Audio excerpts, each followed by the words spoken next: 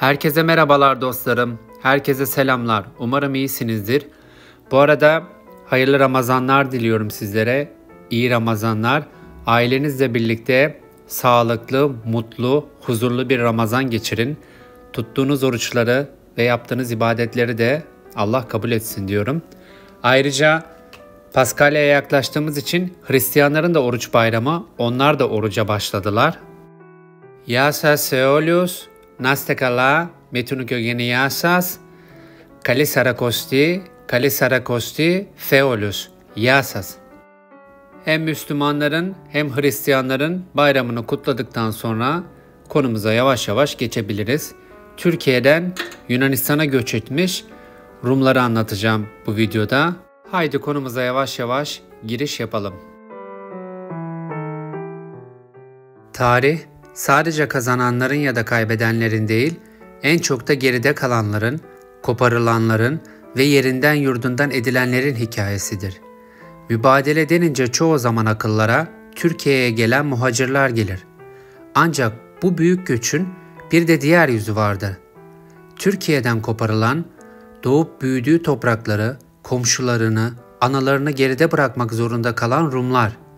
Etnik kökeniniz, dininiz ya da kimliğiniz ne olursa olsun, eğer bir vatandan koparılırsanız, yaşadığınız acı evrenseldir. Hep söylüyorum, belki duymaktan sıkıldınız ama tarih ne sadece Türklerin, ne sadece Rumların çektiği acılarla yazıldı. Eğer gerçekten anlamak istiyorsak, milliyetçi ideolojik perdeleri kaldırmalı ve insan hikayelerine odaklanmalıyız. Çünkü bu, kazananı olmayan bir dramdır. 1923 yılında imzalanan Lozan Barış Anlaşması'na ek olarak gerçekleştirilen Türk-Yunan nüfus mübadelesi her iki ülkenin tarihinde derin izler bırakmıştır. Bu zorunlu göç yalnızca Türk tarafını değil, aynı zamanda Yunanlıları da derinden etkilemiş, binlerce insan doğdukları toprakları, evlerini ve analarını geride bırakmak zorunda kalmıştır. Tarih boyunca savaşlar ve siyasi anlaşmazlıklar milyonlarca insanın yerinden edilmesine neden olmuştur. 1923 yılında gerçekleştirilen Türk-Yunan nüfus mübadelesi de bu trajik olaylardan biridir. Bu videomuzda genellikle Türk tarafının yaşadığı zorluklara odaklanılsa da bu kez Yunanlıların karşılaştığı zorlukları, kaybettikleri evlerini ve yaşadıkları travmaları ele alacağız. Mübadele yapılmak zorunda mıydı diye bir videomda var. İstiyorsanız detayları derin bir şekilde oradan inceleyebilirsiniz. Haydi, şimdi gelin tarihin bu acı sayfasını birlikte inceleyelim. 1923 yılında imzalanan Lozan Barış Anlaşması'na ek olarak yapılan nüfus mübadelesi anlaşmasıyla yaklaşık 1.200.000 Ortodoks Rum ve 500.000 Müslüman Türk zorunlu göçe tabi tutulmuştur. Türkiye'den Yunanistan'a göç eden Rumlar, nüfusunun sayısı kaynaklara göre değişiklik göstermektedir. Bazı kaynaklar bu sayıyı 1.200.000 olarak belirtirken diğerleri 1.250.000 ile 1.400.000 arasında olduğunu ifade etmektedir. Türkiye'den Yunanistan'a göç eden Rumlar ağırlıklı olarak şu bölgelerden gelmiştir. Karadeniz bölgesi, Trabzon, Giresun, Ordu. Marmara bölgesi, İstanbul, Bursa, Balıkesir. Ege bölgesi, İzmir ve Aydın. Ve son olarak İç Anadolu bölgesi, Kayseri ve Konya ve Kapadokya. Türkiye'den Yunanistan'a gelen Rumlar çeşitli bölgelere Yunanistan'da yerleştirilmiştir. Özellikle Makedonya bölgesi, Selanik ve çevresi, Atika, Atina ve Pire çevresi, Thessalya, Larisa ve Voros çevresi, Girit adası, İraklion ve çevresi olarak. Yunanistan'a gelen Rum göçmenler yeni yaşamlarına uyum sağlama sürecinde çeşitli zorluklarla karşılaşmışlardır. Bunlardan en belirgin olanı barınma sorunları. Göçmenlerin yerleşeceği yeterli konut bulunmaması nedeniyle birçok kişi geçici barınaklarda veya akrabalarının yanında kalmak zorunda kalmıştır. Bir diğer zorluk ekonomik zorluklar. Göçmenlerin büyük bir kısmı geldikleri bölgelerde çiftçilikle uğraşıyordu. Ancak Yunanistan'da tarım arazilerinin sınırlı olması ve iş imkanlarının kısıtlılığı ekonomik sıkıntılara yol açmıştır. Başka bir problem ise toplumsal uyum.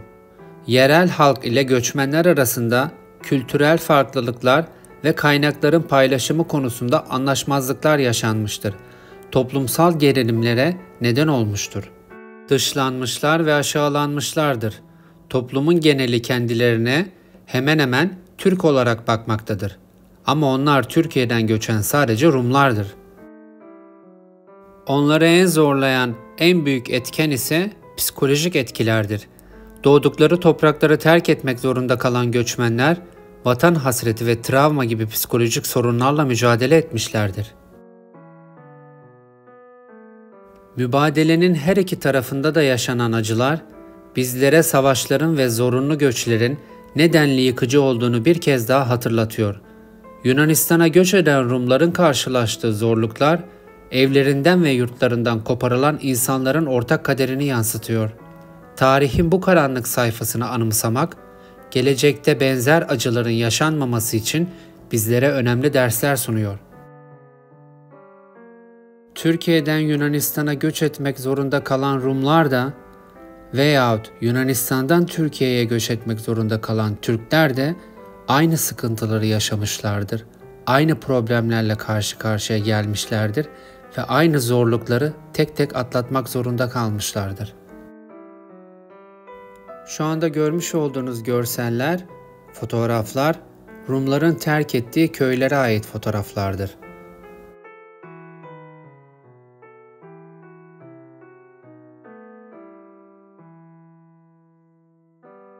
Aramızda bir mavi büyü, bir sıcak deniz, kıyılarında birbirinden güzel iki milletiz.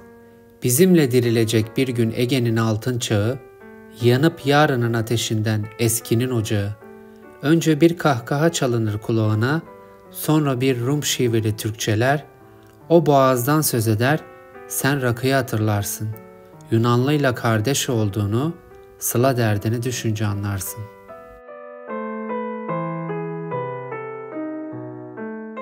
...1947 yılında Londra'da Bülent Ecevit'in okumuş olduğu şiirin bir parçasıdır bu. İstiyorsanız internetten ulaşıp tamamını okuyabilirsiniz. Yunan ve Türk şiiridir bu. Yunanlılar ve Türklerin kardeşliği ve dostluğu üzerine yazılmıştır.